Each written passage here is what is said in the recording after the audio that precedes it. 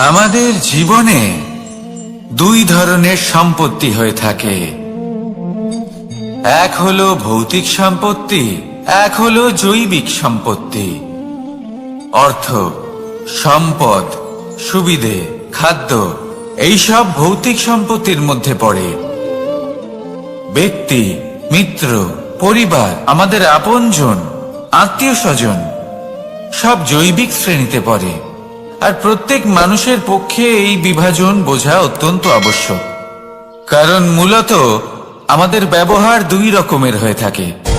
হয় আমরা ভালোবাসি বা আমরা সদ্ব্যবহার করি। আর সবথেকে বড় ভুল আমরা তখন করি যখন আমরা বুঝতেই পারি না যে ভালোবাসবো কাকে আর ব্যবহার করব কাকে। আমরা ভৌতিক সম্পত্তি ভালোবেসে ফেলি আর ব্যবহার করি জৈবিক সম্পত্তিকে, যেখানে এটা অনুচিত। জৈবিক সম্পত্তিকে ভালোবাসুন আর ভৌতিক সম্পত্তিকে ব্যবহার করুন। যেদিন আপনার মধ্যে এই বোধ জাগ্রত হবে যে কাকে ভালোবাসবেন আর কাকে ব্যবহার করবেন, সেই দিন আপনার জীবনে শুধুই শান্তি বিরাজমান হবে। আর তখন এই মন প্রসন্ন হয়ে বলবে, রাধা রাধা। কাল, আজ এবং কাল, আমাদের সমগ্র জীবন এই তিনটির আশেপাশেই ঘুরতে থাকে। আমরা সবসময় বিগত সময়ের বিষয়ে ভাবতে থাকি। অতীতে যদি আমাদের দ্বারা কোনো ভুল হয়, সেই বিষয়ে ভেবে ভেবে আমরা সবসময় অনুতাপ করতে থাকি। এটা উচিত নয়। দেখুন, অতীতের থেকে শিক্ষা লাভ করা অত্যন্ত আবশ্যক, কিন্তু সেই ভুল যাতে আবার না হয় সেই কাজটা কিন্তু আপনাকে বর্তমানেই করতে হবে, তাই না? দ্বিতীয় কথা, আমরা সবসময় ভাবি আগামী দিনের বিষয়ে, ভবিষ্যতের বিষয়ে। আমরা ভাবি যে কাল করে নেব, আজই কাজ করতে পারছি না, কোনো ব্যাপার নয়, কাল করে নেব। আজ কাজটা শুরু করতেই পারলাম না, কোনো ব্যাপার নয়, কাল করে নেব। আজকের দিনটাই ভালো ছিল না, কোনো ব্যাপার নয়, সেটা কাল করে নেব। ব্যাপারটা বুঝুন, আপনি নিজের সময় নষ্ট করছেন। দেখুন, এই যে কাল, তা কখনোই আপনার হাতে আসবে না। তাই যে কাজ করতে চান সেটা আজকেই করুন, অন্তত শুরুটা করুন। কারণ এই আগামী সময় তা সব সময় আপনার থেকে এক কদম আগে থাকবে, একদিন এগিয়ে থাকবে। জানেন কেন? কারণ এই কাল আপনার জন্য অপেক্ষা করবে না, সেই জন্য আপনিও এর জন্য অপেক্ষা করবেন না। যা করার তা আজকেই শুরু করুন।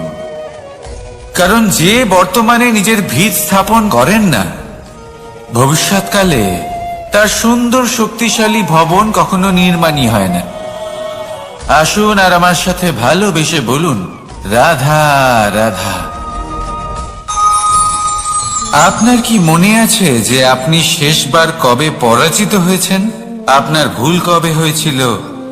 আপনি কবে অসফল হয়েছিলেন, কবে পরাজিত হয়েছিলেন? মনে নেই?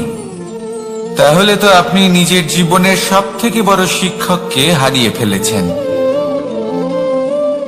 আপনার বিগত হার, পরাজয়, ভুল, এটাই আপনার জীবনের প্রধান শিক্ষক আর প্রধান সহায়ক। এটাই আপনাকে শেখায় যে কি করা উচিত, কি করা উচিত নয়। এই প্রকৃতি আমাদের কি শেখাতে চাইছে তা বুঝুন। এমন কি কোনো দিন আছে যার শেষে রাত আসে না? এমন কি কোনো নদী আছে যা শুকিয়ে যায় না? এমন কি কোনো বৃক্ষ আছে যার পাতা ঝরে না? এমনই তো হয়। কিন্তু যদি সূর্য পরাজয় স্বীকার করে, তাহলে রাতের পরে কখনোই দিন আসবে না। যদি নদী হার মেনে নেয়, তাহলে সে আবার বর্ষা ঘটাতে কখনোই সাহায্য করতে পারবে না।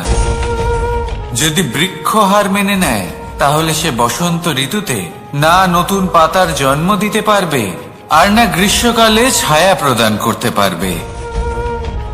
যদি এরা সবাই হার মেনে নেয়, তাহলে ধরিত্রী তৃষ্ণার্ত থাকবে।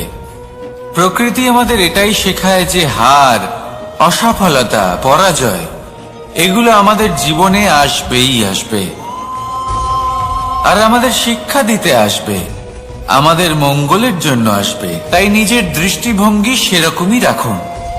তাই ধনাত্মক দৃষ্টিভঙ্গি দিয়ে দেখুন, নিজের হার, নিজের পরাজয় থেকে শিক্ষা নিয়ে অগ্রসর হতে থাকুন। নিশ্চিত রূপে আপনি জয়ী হবেন। আর যখন জয়ী হবেন তখন মন প্রসন্ন হয়ে বলবে, রাধা রাধা। কথায় আছে এই জীবন একটা যুদ্ধ, একটা লড়াই। নিজের অস্তিত্বের জন্য, নিজের মূল্যের জন্য, যা আমরা পেতে চাইছি তার জন্য। এই যুদ্ধে জয়লাভ কে করে? এই যুদ্ধে জয়ী হয় এক যোদ্ধা। এবার বেশিরভাগ সময় আমরা যুদ্ধে অংশগ্রহণ করি না, নিজেকে বুঝিয়ে দিই যে আমরা তো যোদ্ধা নই। কিন্তু বিষয়টা তা নয়। একটা অত্যন্ত গুরুত্বপূর্ণ কথা আপনাকে মনে রাখতে হবে। কোন যোদ্ধা জন্ম থেকে যোদ্ধা হন না, তিনি চয়ন করেন যে তিনি যোদ্ধা হবেন কিনা। তিনি তখনই একজন যোদ্ধা হয়ে ওঠেন যখন তিনি পিছু হটবেন না বলে দৃঢ় প্রতিজ্ঞ হন। যদি ওনার সামনে অন্যায় হয়, তার বিরোধিতা করার জন্য দৃঢ় প্রতিজ্ঞ হন, তবেই তিনি যোদ্ধা হয়ে ওঠেন। কেউ জন্ম থেকেই যোদ্ধা হয়ে এই পৃথিবীতে আসেন না। আপনি কি হতে চান? সেই দর্শক হতে চান যারা যুদ্ধভূমিতে বসে থেকে অন্য কারোর জয় উচ্ছ্বাস প্রকাশ করেন, নাকি সেই যোদ্ধা হতে চান যিনি নিজের শৌর্য দিয়ে, বীরত্ব দিয়ে নিজের পরাক্রম প্রদর্শন করেন, আর যার প্রশংসা যুগ যুগ ধরে হয়ে চলে? আপনি কি হতে চান সেই সিদ্ধান্ত আপনারই। আসুন আর আমার সাথে ভালোবেসে বলুন, রাধা রাধা।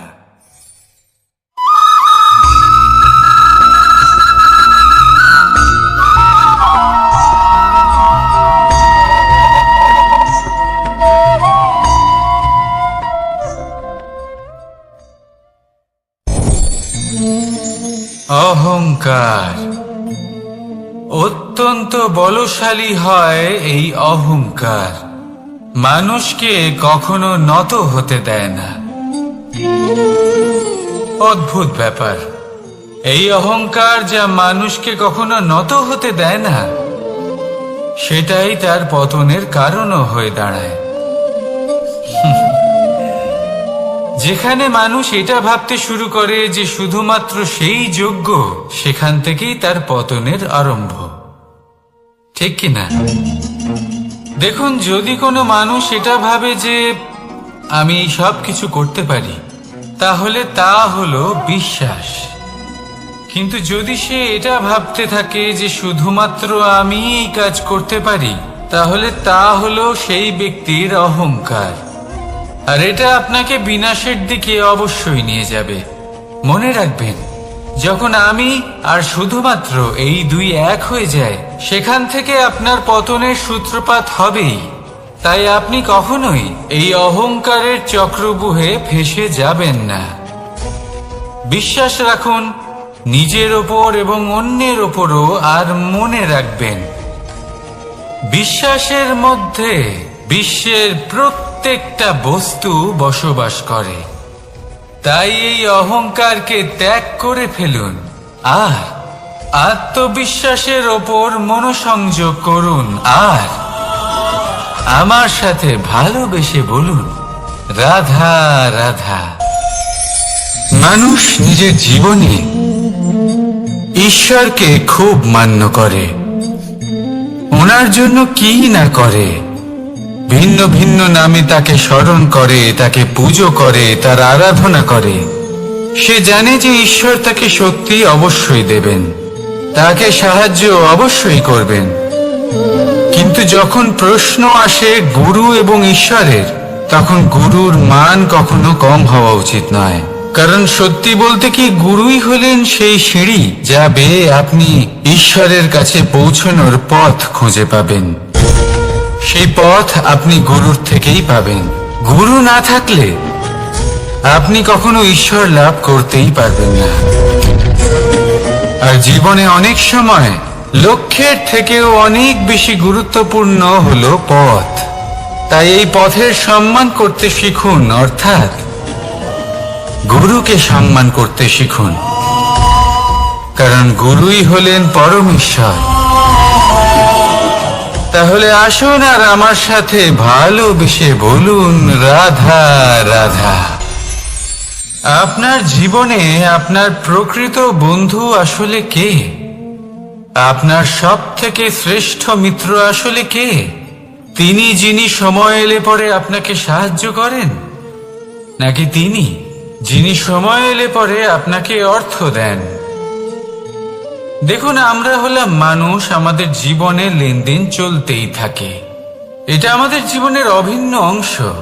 কিন্তু অনেক সময় এমন হয় যে আমরা তাকেই নিজের প্রকৃত বন্ধু বলে মনে করি, যিনি আমাদের একটা বহুমূল্য উপহার দেন, ঠিক কিনা? এবার আপনার জীবনে সেই বহুমূল্য উপহার কোনটা? ওই অমূল্য মিত্র আসলে কে? সেই সিদ্ধান্ত হলো আপনার। কিন্তু যদি আপনি আমাকে জিজ্ঞেস করেন, তাহলে আমার মতে স্বর্ণ, হিরে, মুক্ত, ধন এগুলো বহুমূল্য নয়। বহুমূল্য হলো সঙ্গ, যখন আপনি একা হয়ে যাবেন; সময়, যখন আপনার তাকে প্রয়োজন হবে; সমর্পণ, যখন আপনার বিশ্বাসের প্রয়োজন পড়বে। যে মানুষ আপনার প্রতি এই 3 গুণ প্রদর্শন করেন, যিনি আপনার কঠিন সময়ে আপনাকে অবশ্যই সঙ্গ দেবেন, যখন আপনার প্রয়োজন পড়বে আপনাকে অবশ্যই সময় দেবেন, আপনার প্রতি সম্পূর্ণ সমর্পিত থাকবেন, সেই হলো আপনার আসল মিত্র, সেই হলো আপনার প্রকৃত বন্ধু। কারণ সত্যি বললে, বন্ধুত্বের অর্থই হলো নিজেকে সম্পূর্ণরূপে কারোর কাছে সমর্পণ করে দেওয়া। তাই আপনার সেই বন্ধুর জন্য নিজের প্রাণ উজাড় করে দিন, আর ভালোবেসে বলুন, রাধা রাধা। মানুষ জীবনে 3টে কাজ অবশ্যই করে থাকে: কিছু দান করে, কিছু গ্রহণ করে, আর কিছু ত্যাগ করে দেয়। এটাও ভাবতে থাকে যে এটা করলে কিভাবে করবে। দেবার জন্য পর্যাপ্ত ধন নেই, নেবার জন্য সংসারে অত স্নেহ নেই, আর ত্যাগ করার জন্য জীবনে এত সুখই নেই, তাহলে কিভাবে করবে? আসলে আমরা বস্তুগত চাহিদা অর্জনে এত ব্যস্ত হয়ে পড়ি যে আমরা বুঝতেই পারি না যে কি নেবার আছে, কি দেবার আছে, আর কি ত্যাগ করার আছে। তাহলে আজ আমি আপনাকে বলেই দিই, মনে রাখবেন এই 3টে গুরুত্বপূর্ণ গুণ, 3টে গুরুত্বপূর্ণ কথা। দেবার জন্য আছে দান, নেবার মতো আছে জ্ঞান, আর ত্যাগ করার মতো আছে অহংকার।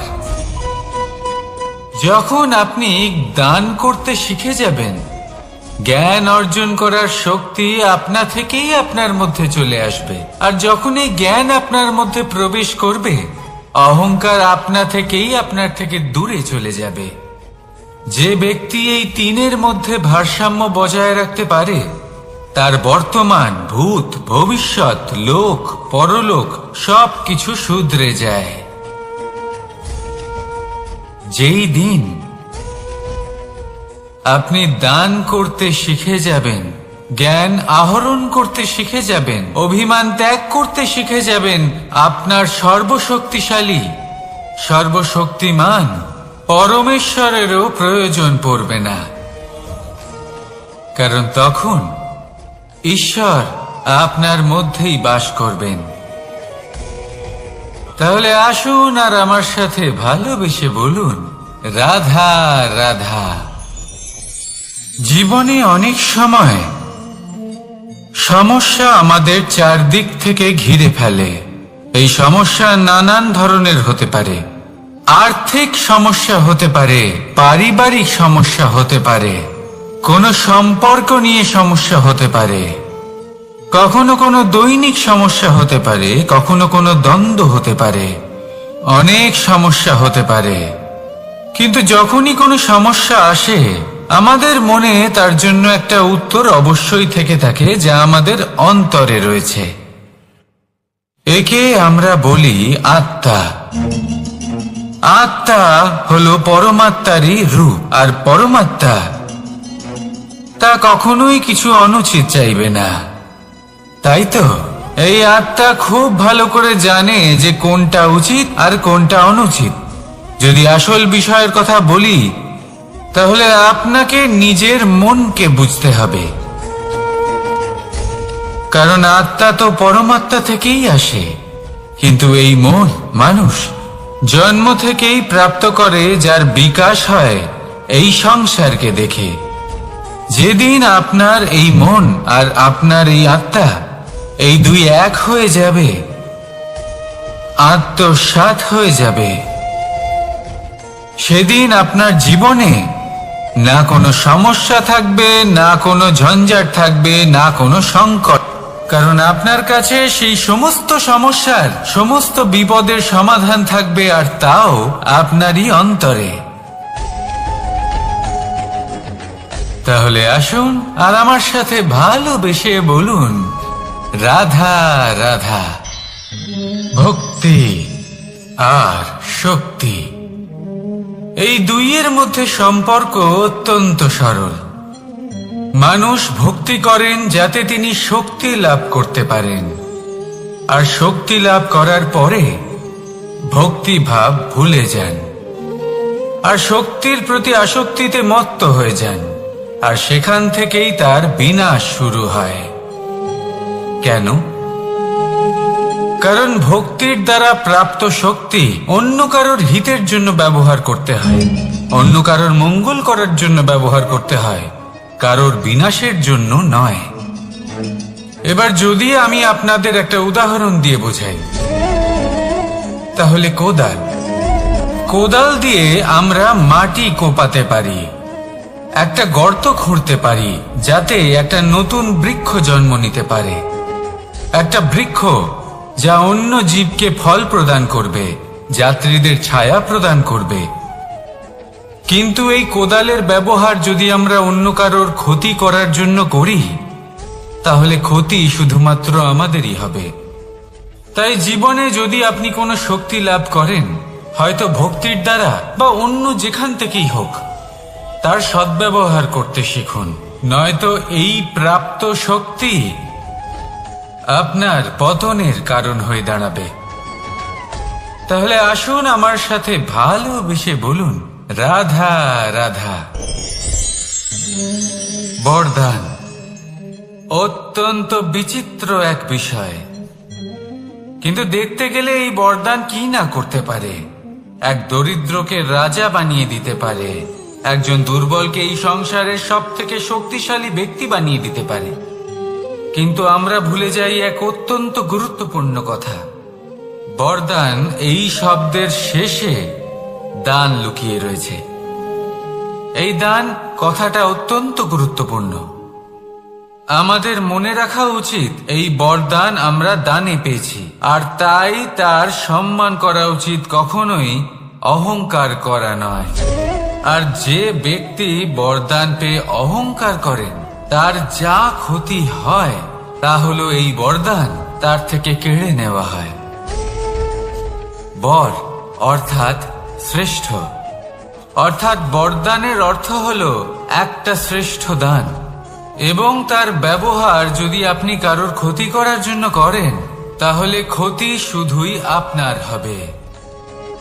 তাহলে এই বরদানের সম্মান করুন, উচিত পথে চলুন, আর উচিত উদ্দেশ্য নিয়ে এর ব্যবহার করুন, সব কিছু ভালোই হবে। তাহলে আসুন আর আমার সাথে ভালোবেসে বলুন, রাধা রাধা। পিতা আর পুত্রের সম্পর্ক অত্যন্ত মধুর হয়ে থাকে। পিতা স্বপ্ন দেখেন, তাকে পূর্ণ করার সকল সম্ভাব্য চেষ্টা করেন, কিন্তু তাও অনেক সময় ওনার স্বপ্ন অপূর্ণ থেকে যায়। তখন পিতা ভাবেন যে স্বপ্ন উনি পূর্ণ করতে পারেননি, ওনার সন্তান তা অবশ্যই পূরণ করবে। যে স্থানে উনি কখনো পৌঁছতে পারেননি, সেই স্থানে ওনার পুত্র অবশ্যই পৌঁছবে। পিতা নিজের সন্তানের ভবিষ্যৎ নিয়ে সেই স্বপ্ন দেখেন, আর যখন সেই সন্তান সামনে এগোতে থাকে তখন তার দুঃখ হয় না, বরং গর্ব হয়। ওনার ভালো লাগে এটা দেখে যে ওনার সন্তান অনেক উন্নতি করছে। কিন্তু যখন সন্তান নিজের অভিভাবকের শক্তি দেখে, তার যশ দেখে হিংসা করতে থাকে, সমস্যা সেইখানেই শুরু হয়। সেই জন্য সকল সন্তানকে এটা মনে রাখতে হবে, দেখুন, পুত্র হবার সুবাদে, এক সন্তান হবার সুবাদে এটা হলো আপনার অধিকার যে আপনি আপনার পিতার থেকে বেশি উন্নতি করবেন। আপনার পিতাও এটাই চান, কিন্তু সুস্থভাবে এটা করুন। একটা রেখা টেনে নিন যাতে আপনি তাতে এগোতে পারেন আর আপনার পিতার তাতে গর্ববোধ হয়, আর সেই বিষয়ে দুঃখ না হয় যে আমার সন্তান আমাকেই ছোট করার চেষ্টা করছে। ইতিহাস সাক্ষী রয়েছে, যে মানুষ অন্য কাউকে ছোট করার চেষ্টা করেছেন সেই মানুষই ছোট হয়ে গেছেন। আর আমার মনে হয় না আপনি এটা চান, কারণ কোনো একদিন আপনিও কারোর পিতা হবেন। আসুন আমার সাথে ভালোবেসে বলুন, রাধা রাধা। সাথী। সাথী এই শব্দটির ব্যাখ্যা কে কিভাবে করে? মিত্র, সখা, বন্ধু, কিন্তু অর্থ একটাই। তিনি যিনি আপনার সঙ্গী হন আর তিনি যার সাথী আপনি হন। এবার সব থেকে বড় প্রশ্ন হলো এটাই যে তিনি কে হতে পারেন যাকে আপনি আপনার সাথী বলে মেনে নিতে পারেন, নিজের সখা, নিজের মিত্র, নিজের বন্ধু মেনে নিতে পারেন। আপনার সাথী হলেন তিনি যিনি দুঃখের সময় আপনার পাশে থাকবেন, আপনার হাত ধরে থাকবেন।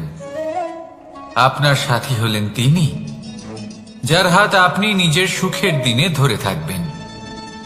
সেই সাথীরই হাত ধরুন যিনি দুঃখে সবসময় আপনাকে সাহায্য করার জন্য তৎপর হয়ে থাকেন, আপনার পাশে থাকেন, আর যাকে সুখের দিনে আপনি আপনার সাথে রাখতে পারেন।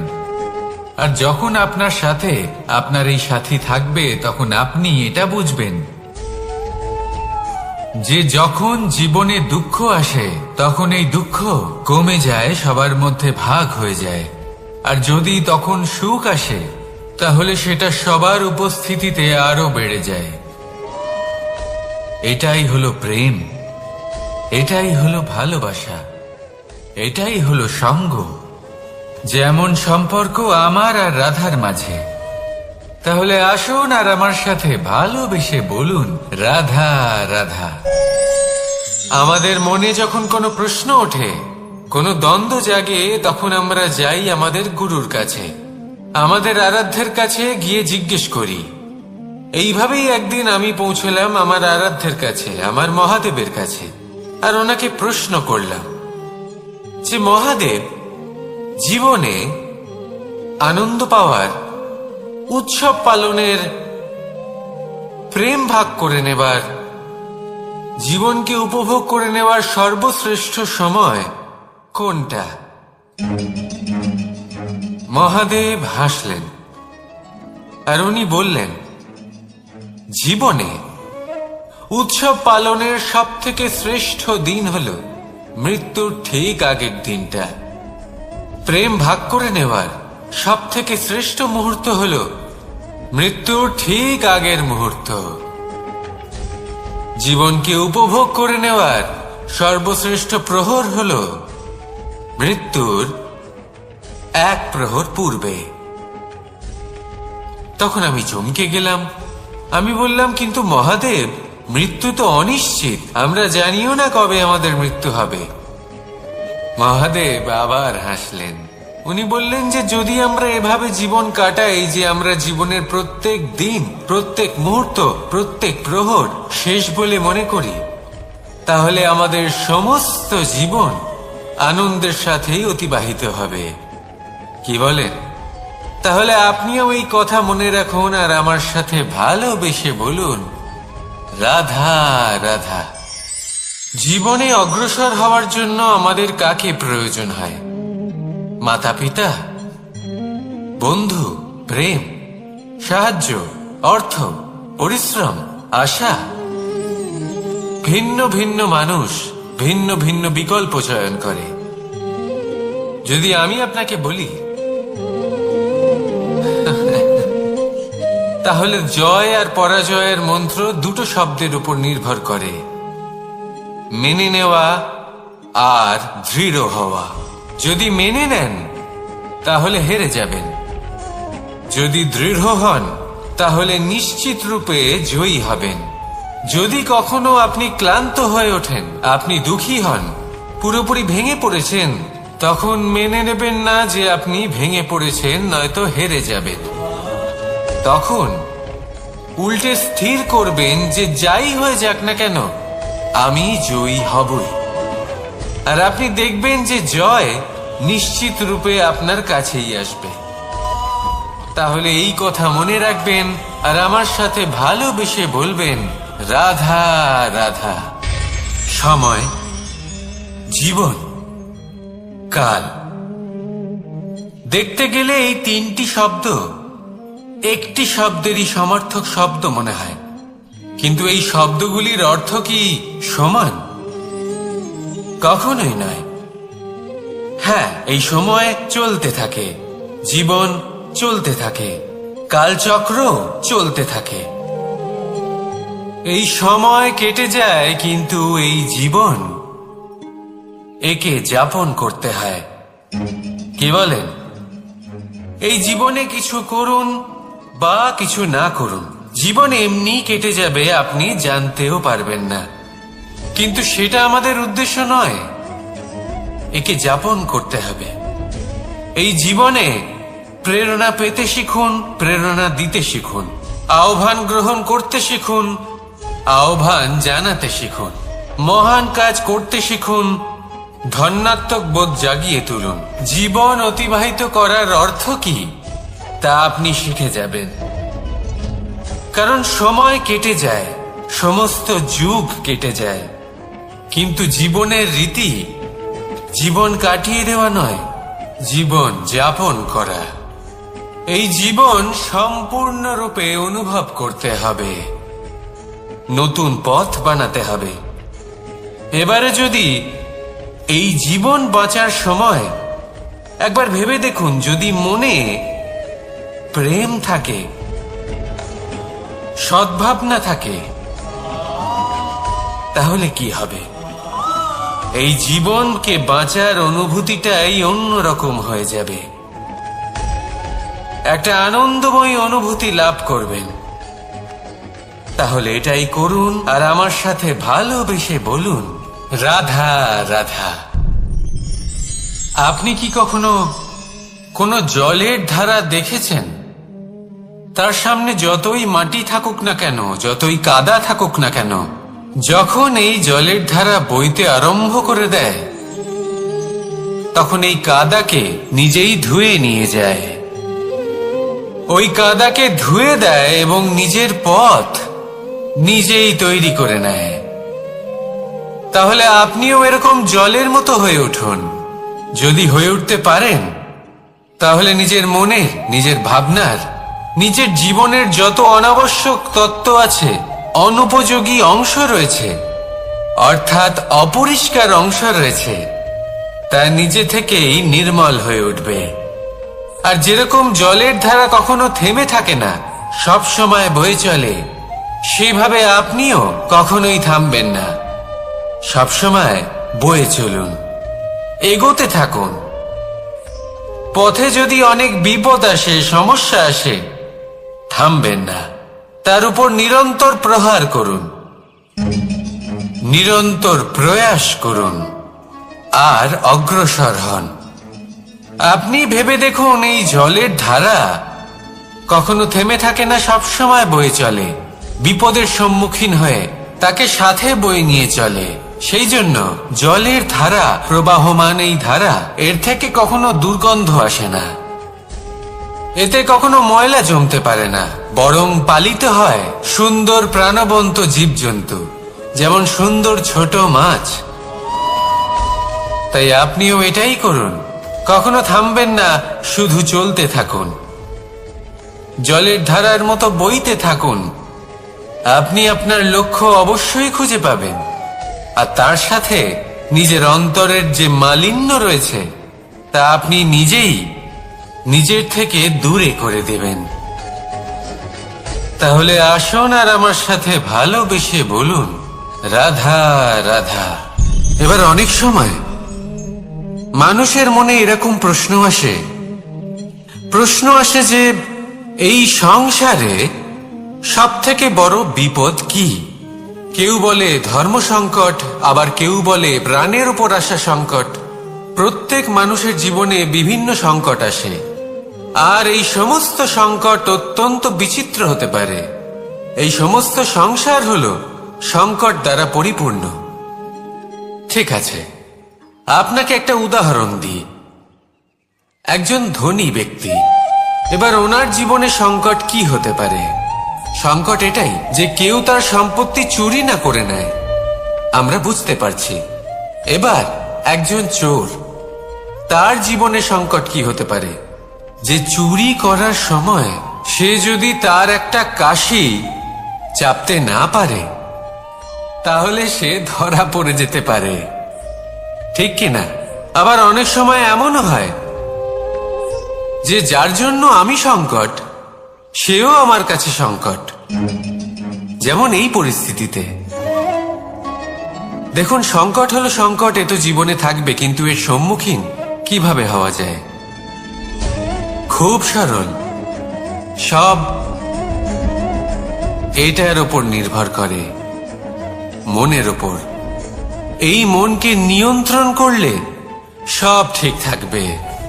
এবার যদি ধনী ব্যক্তি মনকে নিয়ন্ত্রণ করে ফেলেন, নিজের অর্থের ব্যবহার শুভ কাজের জন্য, সমাজের সেবার জন্য বিকাশ করতে করেন, ওই অর্থকে একত্রিত করে না রাখেন, তাহলে চুরির সমস্যা, এই সংকট সেখানেই কেটে যাবে। এবার যদি কথা বলি সেই চোরের, তাহলে চোর যদি নিজের মনকে সংযত করে নেয়, যদি নিজের কর্মকে নিয়ন্ত্রণ করতে পারে, তাহলে এমন কোনো স্বর নেই যা ওকে ধরা পড়তে বাধ্য করবে। সেই জন্য জীবনে সংকট যতই আসুক, যত বড়ই সংকট আসুক না কেন, কবচ হলো একটাই, আর এই কবচের নাম হলো আত্মনিয়ন্ত্রণ। নিজের মনকে নিয়ন্ত্রণে রাখতে শিখুন। এটা নিজের জীবনে প্রয়োগ করে তো দেখুন। যদি আপনি করতে পারেন, তবে আপনি দেখবেন যে সংকট তো জীবনে আসা যাওয়া করে, কিন্তু সেই সংকটগুলির সম্মুখীন আপনি এইভাবে করতে পারবেন। তাহলে সেটাই করুন, আর আমার সাথে ভালোবেসে বলুন, রাধা রাধা। এই দড়িটা দেখুন, ছোট ছোট রেশম দ্বারা তৈরি, এটা সরু সুতো দ্বারা তৈরি হয়েছে এটা, আর এ অত্যন্ত কোমলও বটে। আর আপনি চাইলে এটা সোজাও করে দিতে পারেন, আর চাইলে এটা বেঁকিয়েও দিতে পারেন, আর যদি চান তাহলে এটা গোল গোল করে বেঁধে কোথাও রেখেও দিতে পারেন। এবার এই কোমল দড়ি যদি কোনো নিষ্ঠুর কঠিন পাথরে বারংবার জড়িয়ে দেওয়া হয়, তাহলেও তাকেও কাটতে পারে, নিজের ছাপ ছেড়ে যেতে পারে, সেটার আকারও বদলে ফেলতে পারে। এবার এর কারণ কি? এর কারণ হলো অভ্যাস আর নিরন্তর প্রচেষ্টা। যদি আপনিও চেষ্টা করেন আর নিরন্তর কর্ম করে যান, তাহলে আপনার প্রারব্ধ পাথরের মতো কঠিনই হোক না কেন, তাতে ভাঙন ধরিয়েও আপনি নিজের লক্ষ্যে অবশ্যই পৌঁছতে পারবেন। একটা গুরুত্বপূর্ণ কথা মনে রাখবেন, সুকর্মের অভ্যাস আর নিরন্তর প্রয়াস, এই হলো সাফল্যের মন্ত্র। তাহলে জীবনে এই মন্ত্র আনুন আর আমার সাথে ভালোবেসে বলুন, রাধা রাধা। বসন্ত ঋতু, এই সময় মন আনন্দে ভরে থাকে। এমন মনে হয় যেন আমরা আকাশে বিচরণ করতে চলে যাই, কিন্তু সেটা তো সম্ভব নয়। সেই জন্য হয়তো আমরা ঘুড়ি ওড়াই, এই ঘুড়িকে নিজেদের প্রতিরূপ মনে করে। এবার অনেক মানুষ আছেন যারা ঘুড়ি ওড়ান, কিন্তু এই কর্মের সারমর্ম কি সেটা কজন বুঝতে পারেন? আপনি এটা মনে করুন যে আপনি হলেন সেই ঘুড়ি, আর এই সুতো যিনি ধরে রয়েছেন তিনি হলেন পরমাত্মা। আর এই সুতো যেখান থেকে শুরু হয় সেই লাটাই হলো আমাদের কর্মচক্র। এবার আপনি নিজেই অনুমান করুন যে এই উড়ান কার ওপর নির্ভরশীল, পরমাত্মার ওপর আর আপনার কর্মের ওপর। যদি পরমাত্মা আপনার হাত ধরে থাকেন, আপনার সাথে থাকেন, যদি আপনি শুভ কর্ম করতে থাকেন, আপনি এই আকাশে উড়তে থাকবেন। কিন্তু কোথাও কোথাও যদি পরমাত্মার সাথে এই বন্ধন ছিন্ন হয়, আপনার কর্মচক্র খারাপ হয়ে যায় বা থেমে যায়, তাহলে আপনার এই ঘুড়ি কেটে যাবে আর দূরে কোনো গাছের ডালে গিয়ে আটকে যাবে। তাই শুধুমাত্র ঘুড়ি ওড়াবেন না, তার থেকে শিখুন, পরমাত্মার সাহচর্যে থাকুন, সবসময় শুভ কর্ম করতে থাকুন আর সবসময় এই আকাশে উড়তে থাকুন। আসুন আর আমার সাথে ভালোবেসে বলুন, রাধা। রাধা আমাকে বলে, কৃষ্ণ, যদি তুমি জানো যে নিয়তিতে কি আছে, তাহলে তাকে বদলে দাও না কেন? মহাদেব আমাকে বলেন যে শ্রীকৃষ্ণ, যদি আপনি এটা জানেন যে সাম্বের নিয়তি এটাই, তাহলে আপনি তাকে বদলানোর চেষ্টা কেন করেন? কেন?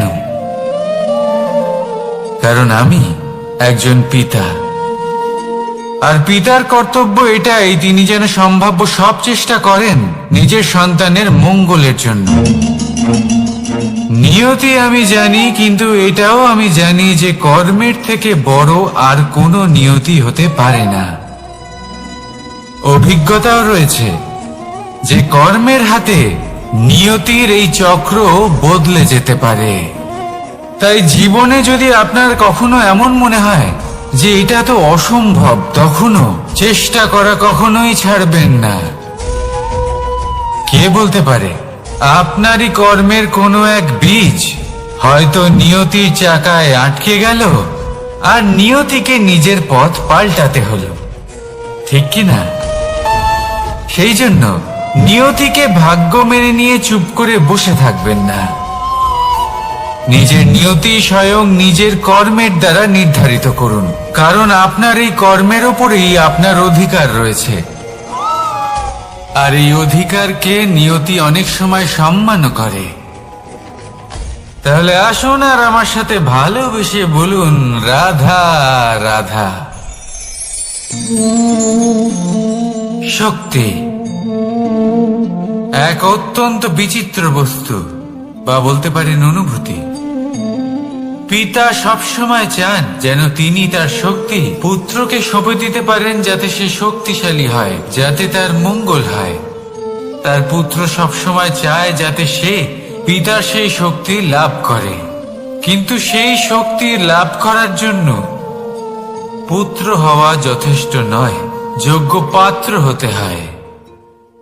আসুন আপনাকে সহজে বোঝাই। যদি আপনি সুপাত্র হন আর আপনাকে শক্তি দেওয়া হয়, তাহলে আপনি সেই শক্তির গুরুত্ব বুঝবেন, কোথায় সেই শক্তি প্রয়োগ করা উচিত সেটা বুঝবেন। আর এটা যেহেতু অর্জন করা শক্তি হবে, সেই শক্তির অপব্যবহার হবে না। কিন্তু যদি এই আপনি কুপাত্র হন আর যদি আপনাকে এই শক্তি দেওয়া হয়, তাহলে কি হবে? দেখতে গেলে এই শক্তি আপনি দান হিসেবে পেয়েছেন, তাই না আপনি এই শক্তির গুরুত্ব বুঝবেন আর না এর প্রয়োগ আপনি জানবেন। তার অপব্যবহার